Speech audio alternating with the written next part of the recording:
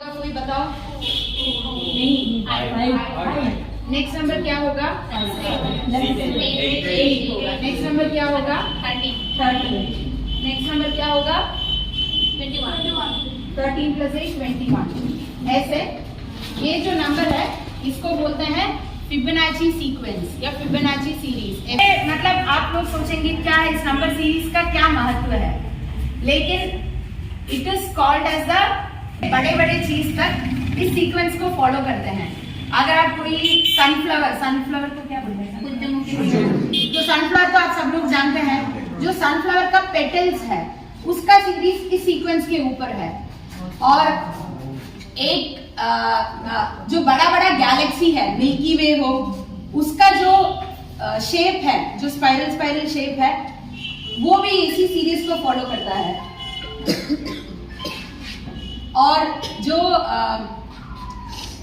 एक फेस अगर सुंदर है या नहीं है वो भी डिटरमिन करता है यही सीरीज। जो 1.6 का एक रेशियो है, यहां से यहां तक, यहां से यहां तक, अगर फेस का सिमेट्री वैसा वो रेशियो है, तब माना जाता है कि दैट मैन और woman is considered to be beautiful. ये जो स्नेल है, स्नेल को क्या बोलते हैं? तो उसका भी जो शेल है वो भी इसी सीरीज के मतलब इसी रेशियो के बेसिस पे है। तो मैथमेटिक्स मतलब नेचर का लैंग्वेज है मैथमेटिक्स। छोटी सी छोटी चीज से हमारा जो सनफ्लावर को लेके बड़ा बड़ा गैलेक्सी तक, it is based on the golden ratio. And ये जो फिबोनाची सीरीज है आप सब जगह देख सकते हैं। ओके, एक और एग्जांपल मैं बोलना चाहूंगी। आप लोग अगर जब ऐसे टूर वगैरह में जाते हैं, स्कूल से पिकनिक के लिए ले जाते हैं या कोई टूर में ले जाते हैं, ये जब कभी भी आपको अगर मौका मिले कि जंतर मंतर में जाने के लिए, वो एक सनडायल टाइप एक इंस्ट्रूमेंट है। सब लोगों के पास फोन है, बाद में आप गूगल करके देख लो, जंतर मंतर करके। अभी आजकल स्विट्जरलैंड में बोलते हैं कि बहुत बड़ा वॉचेस बनाते हैं। वॉचेस के लिए सबसे फेमस है स्विट्जरलैंड। एकदम प्रिसिशन, मतलब 1 सेकेंड, माइक्रो सेकेंड तक उसमें एक्यूरेसी है वॉच का, टाइम का।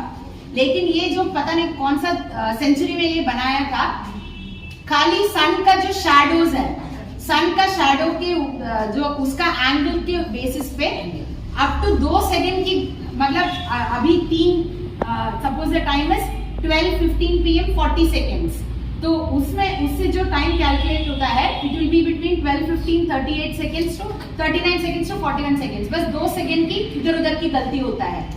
तो ये वो स्ट्रक्चर कैसे बनाया? अगर मैथ्स नहीं जानता है तो ये स्ट्रक्चर तो नहीं बना पाएगा ना।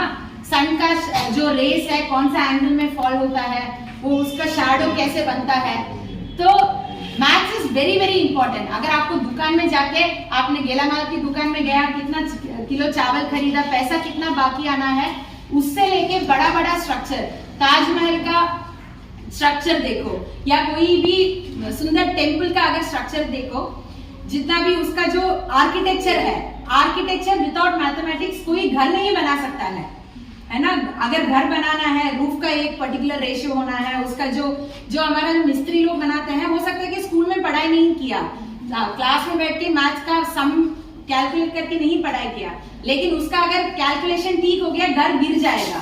तो right from the smallest of thing, सबसे छोटी चीज से लेके बड़ी चीज तक मैथ्स आदमी को जानना बहुत जरूरी है। इट इज वेरी इंपॉर्टेंट कि आप मतलब ये मत सोचिए कि अरे मैथ्स कितना बोरिंग सब्जेक्ट है, 10th स्टैंडर्ड कब खत्म होगा कि मैं मैथ्स मेरा पीछा छोड़ दे। You should not think like that. Maths is a very very important subject.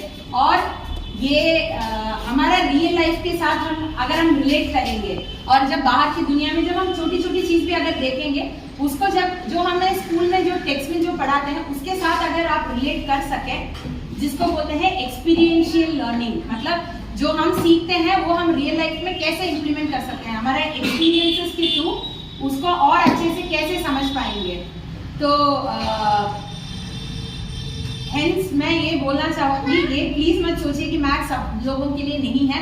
Maths सब लोगों के लिए है, लेकिन 11th 12th का advance math, BSc maths, MSc maths, वो हो सकता है कि जिसका इंटरेस्ट है वो परस्यू कर सकता है। लेकिन up to 10th standard school level का मैथ्स, अगर आप कोई भी नौकरी में अप्लाई करो, पुलिस का नौकरी हो, कोई एप्टीट्यूड जो कॉम्पिटिटिव एग्जाम हो, जितना भी है आप अगर एडवर्टाइजमेंट देखेंगे वो क्या बोलता है 10 mathematics aptitude up to 10 standard level. TET में भी था। हाँ, तो ये तो टेट में भी था।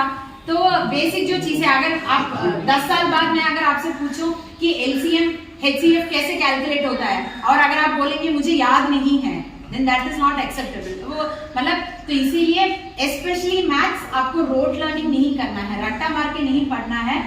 मतलब आपने सम पढ़ लिया, उसका स्टेप्स पढ़ लिया, आंसर पढ़ लिया, ऐसे नहीं करना है, समझने की कोशिश करना है। अगर और कॉन्सेप्ट आपके मन में है तो आप कभी भी वो चीज भूलेंगे नहीं।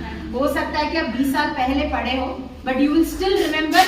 20 साल के बाद पूछने से भी यू विल स्टिल रिमेम्बर, क्योंकि आपने कॉन्सेप्ट को समझा है, वो रियल लाइफ के साथ रिलेट करके आपको ये समझ में आया है। So I will use this opportunity, ये नेशनल मैथमेटिक्स डे के दिन आप मैथ्स के साथ आपको एक प्यार मोहब्बत डेवलप करना है, सब्जेक्ट को पसंद करके पढ़ना है। ऐसे नहीं है कि मतलब ये हमारे ऊपर बोझ बन गया, ये एटीट्यूड नहीं करना है। तो आई एम श्योर आप लोग बहुत स्मार्ट बच्चे हैं, and I'm sure you will all do very well. All the best. Thank you.